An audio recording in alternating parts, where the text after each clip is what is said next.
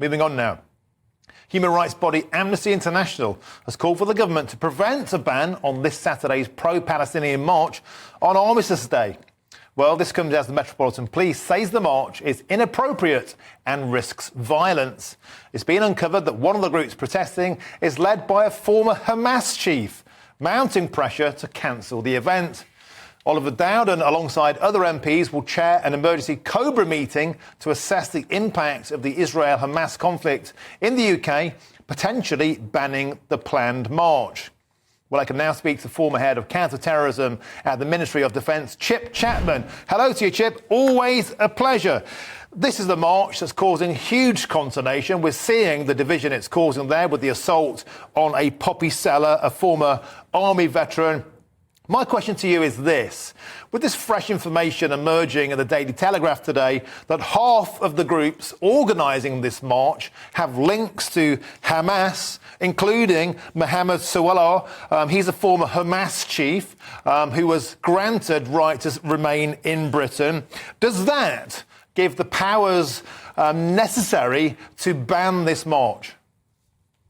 No, I don't think so. They're ex-members, and the 2014 government report into one of these members and the group that he's a member of, said that there was no reason that they had anything to say he was other than extreme. And of course, the definition of extremism is a very loose one. They tried in 2016 to have a commission for countering extremism and come up with a definition, and it floundered, as did, for example, the definition of Islamophobia, which we should not go down the route of because we'd have backdoor blasphemy. Now, of course, the thing about all these marches one has to remember is that the Public Order Act 1986 pertains, and that is 6 days in advance. They have to give notice of the route, the time, and what they plan to do. The march on Saturday is actually separated in time and space from all the events of the weekend. So I'm not normally one of these people about the free speech wing of the Free Speech Party, but the only event on Saturday is the 2-minute silence on the 11th hour, 11th day, 11th month.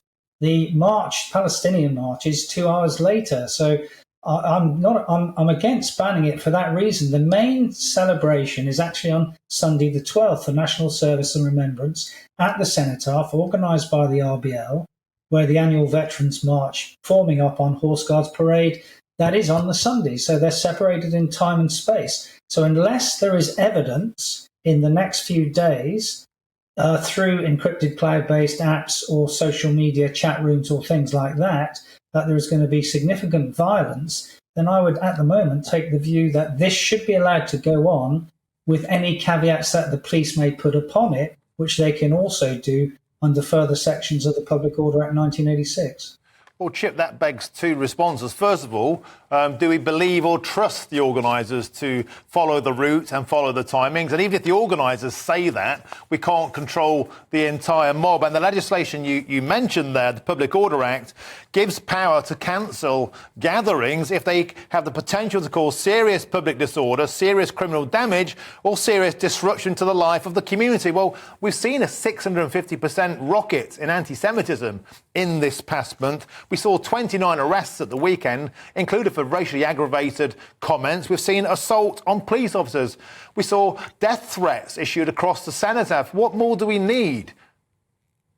Well, I agree with all that, but you can't link all those things to a march. So we know that at least 5 things always pertain when you have these massive events such as is going on in the Middle East. We know that there's a rise in Islamophobia. We know there's a rise in anti-Semitism. We know there's a rise in counter-terrorism, internet extremist referrals, online content.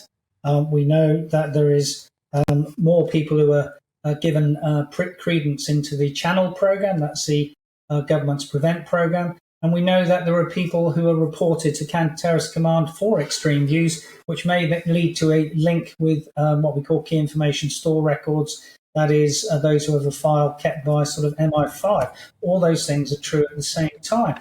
Of course, there might be some disruption at the weekend, and that is what the Met Police yesterday were saying. They'd like people to look at the route and turning out for that reason. I don't think at the moment the scale of that potential dissent is enough to cancel it. Okay.